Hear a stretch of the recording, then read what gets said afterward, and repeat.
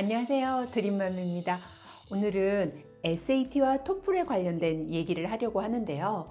어떤 것부터 먼저 준비를 하는 게 좋을지, 또 어떻게 해야 고득점을 받을 수 있는지 실제 경험담을 바탕으로 해서 리얼 솔직 토크를 할까 해요.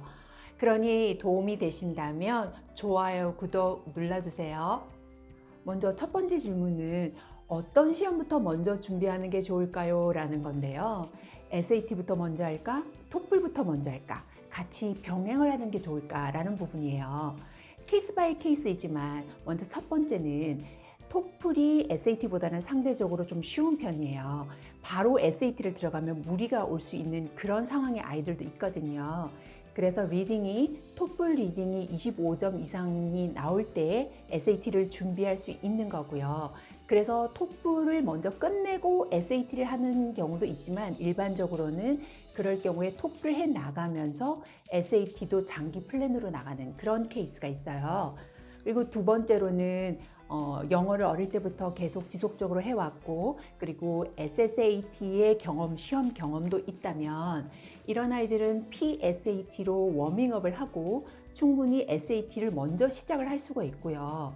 그렇게 SAT를 계속 해 나가면서 방학 때 집중적으로 토플 유형을 익혀서 한 대략 2개월간의 고득점을 받고, 그 다음에는 토플에 대해서는 이제 놔두고 SAT만 집중적으로 준비해가는 그런 케이스도 있어요.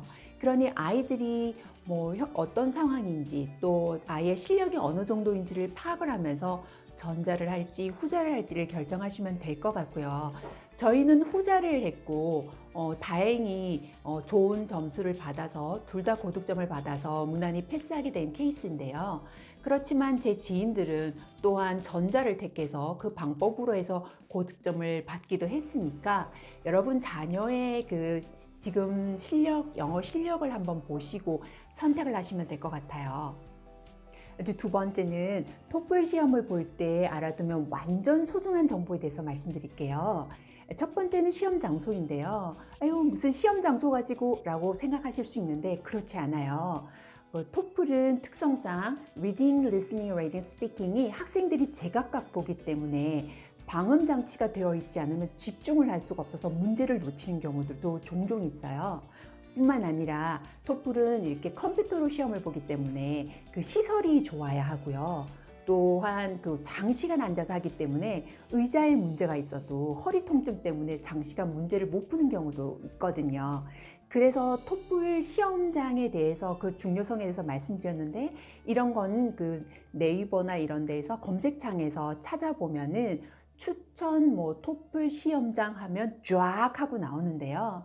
이런 곳에서 이제 시험을 보시려면 좀 일찍 예약을 하셔야 돼요.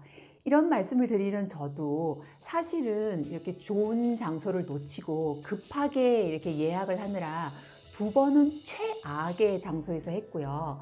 한 번만 좋은 곳에서 했는데, 그래서 너무 시끄러워서 집중을 할 수 없어서 스피킹의 한 문제를 놓쳤다는 얘기를 들었어요.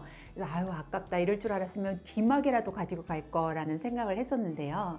그런데도 또 이제 스피킹 같은 걸 할 경우에 한 가지는 이제 들어가면서 이제 상대편의 스피킹의 앤서를 들을 기회가 있어요. 그럴 때 그냥 한번 집중해서 듣고 들어가면 훨씬 더 문제를 풀기가 용이한데요. 이런 얘기를 해도 되나? 너무 리얼했나? 예, 어쨌든 그런 부분도 있어요. 근데 어쨌든 간에 토플 시험을 볼 때는 장시간 보는데 굉장히 방음되는 부분이 중요하기 때문에 좋은 시험 장소를 먼저 선점하는 게 중요하다는 걸 말씀드려요. 두 번째는 이것도 약간의 그냥 깨알 팁이라고 볼 수 있는 건데요. 시험 이제 모의고사를 보면 우리 자녀가 희망하는 그런 점수대가 근접해서 나오고 있다면 실제 시험을 볼 때 그 달에 한 달에 한 번씩 보기보다는 집중적으로 2번 정도를 보기를 권해드려요. 왜냐하면 시험을 봤는데 실제 시험이 어렵게 나왔다면 다음 주나 다다음 주에는 쉽게 출제될 확률이 높거든요. 더군다나 뭔가 필을 받고 있어서 계속 우상향 되면서 토플의 패턴도 익힌 상태에서 어떤 운이 좋아서 이 부분은 정말 약간의 트릭인 부분도 있는데요. 너무 그쪽으로 가르쳐 드리나? 그런데 어렵게 나왔다면 다음에는 쉽게 나올 확률이 그 달에 있기 때문에 이렇게 2번 정도의 시험을 보셔서 더 좋은 성적을 내는 게 좋은 것 같더라고요. 뭐 뭐니 해도 실력이 최고죠. 그렇지만 이런 어떤 시험 장소의 중요성, 그리고 또 시험을 볼 때 이런 류로 난이도 조절이 되는구나 정도 안다면 우리 아이에게 조금 더 유리할 수 있겠죠?